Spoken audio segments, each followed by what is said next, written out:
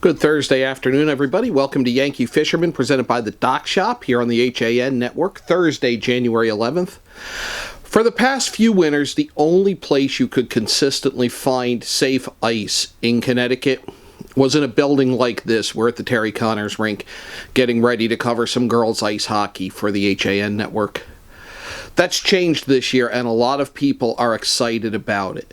We've heard that the ice fishing gear flew off the shelves at Cabela's over the last weekend.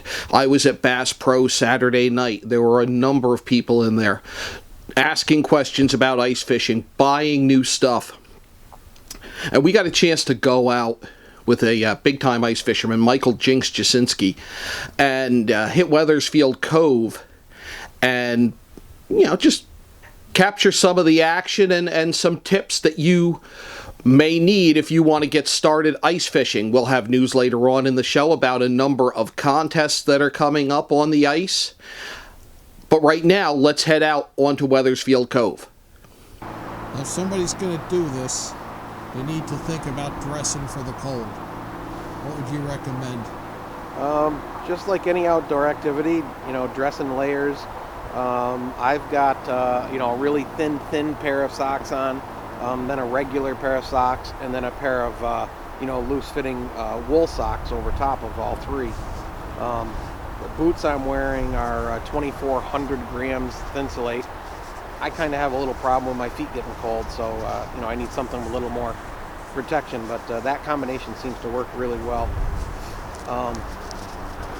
Just a light t-shirt, and then I've got a small turtleneck and a hoodie.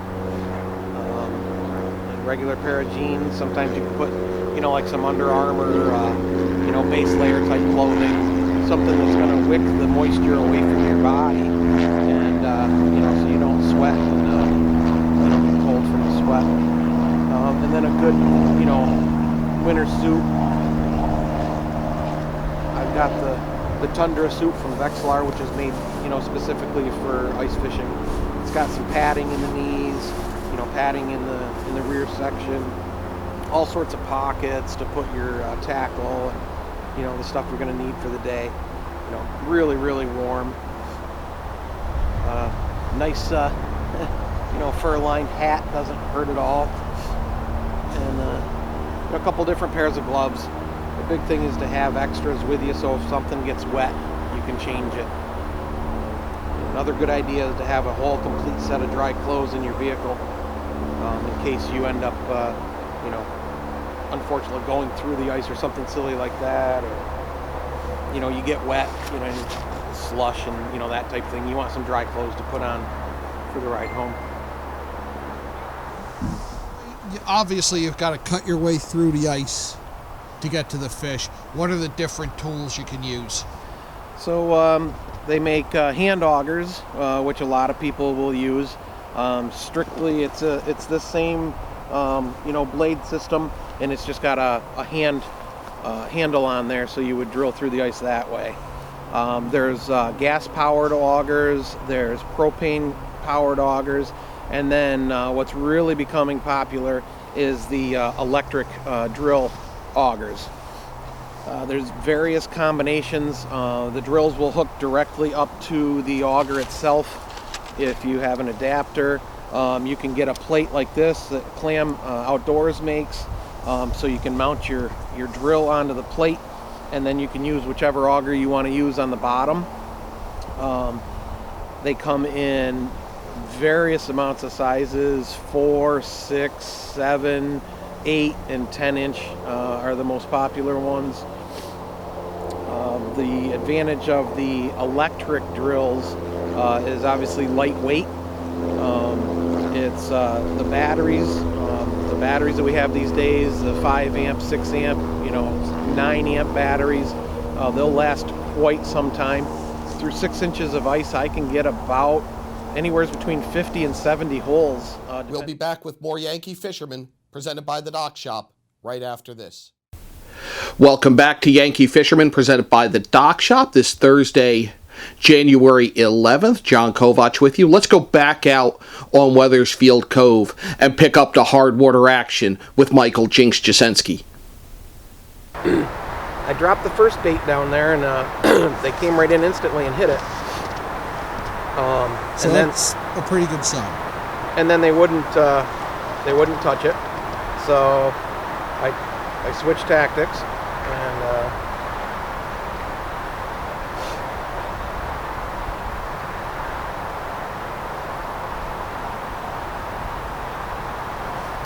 that was it. So it's time to move.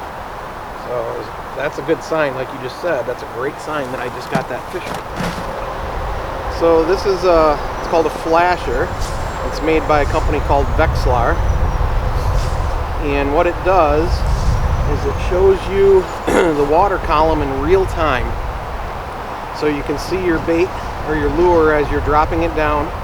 You can see the bottom. You can tell how hard the bottom composition is just by the signal that's produced. So a longer signal, sort of with like a tail trailing off, would be a soft bottom. And then a thinner signal at the bottom would be a hard bottom, because the signal can't travel that far. You can see the fish. You can see kind of like the mood of the fish. You can, move your bait up or down in the water column depending on where they are. So if you're fishing in 10 feet of water like we are, and you're a foot off the bottom and you see a fish cruise through, 4, 5, 6 feet down, you can quickly raise your line up and get in front of that fish or just above it, and hopefully entice them to bite your offer. So this is replace the let your line go let your line go, let it drop to the bottom. And here comes a fish now. So I just did that. I'm watching them. Actually, there's 5 or 6 fish coming up to my bait right now. So I'm gonna, and then you hit them like that. It's kind of like a video game. Oh, there we go. A small yellow perch. But, like I said, there was nothing on the screen when I first dropped down there.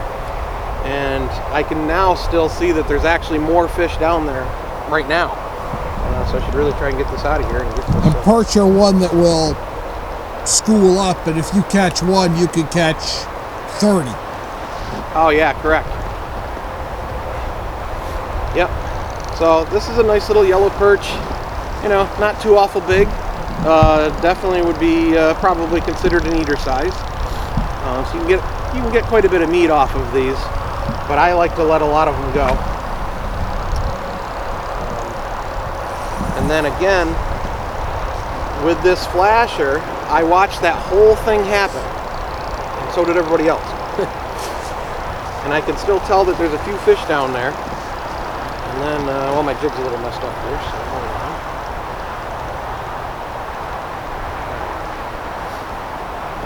hold on. That's a jig with a plastic hook to the end?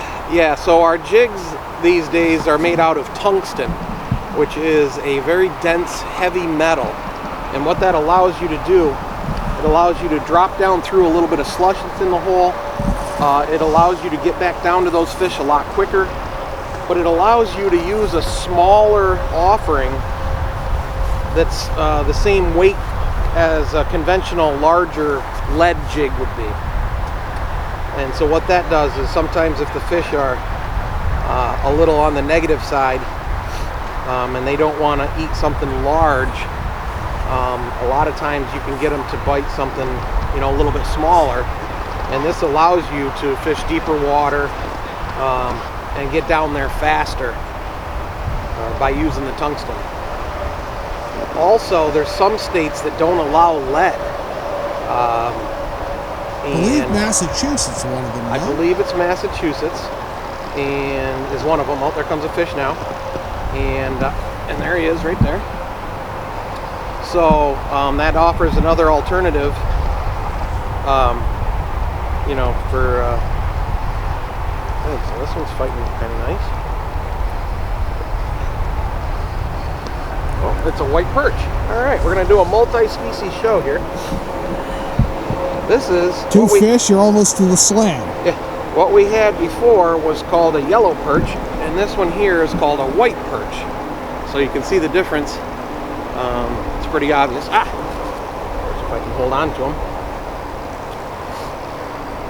These are also very good eating and a lot of fun to catch. So you can see that guy there. Nice little yellow, or nice little white perch there. All right, and it's also very important when it's cold out like it is, we're in single digits. Very important to get those fish back in the water because those fins and their eyeballs will freeze up. Now that guy stole my plastic, so I do have to re-rig. I like to use some sort of a search lure, try and get the aggressive ones and then go from there.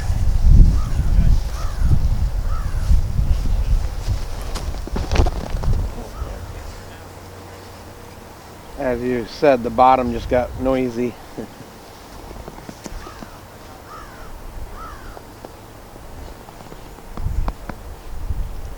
This is a sonar, radar-based system? Well, it's not radar, yeah, it's sonar. Sonar? Yep. Transducer shoots a signal, which bounces off the bottom or off the fish or off your lure and everything in between, and then comes back up, and that's how it determines the depth and gives you the data. You can use these off a boat as well? You can, yep. Not so much for vertical jigging because the boat's moving, your line's moving, and that type of thing. But yes, I use it on the front of my boat. Now you see how this is like a thick red line, and then it trails down into like oranges and greens? Yes. That means we're in a soft bottom. It's soft, silty, muddy, whatever. If the bottom was only like, say, that red part there, then that would be a hard bottom. Okay. Either rock or clay or something, that the signal can't travel too far into. So, oh, there's a good fish right there. As I was sitting there talking to you, he came right over and looked at it, and then he disappeared.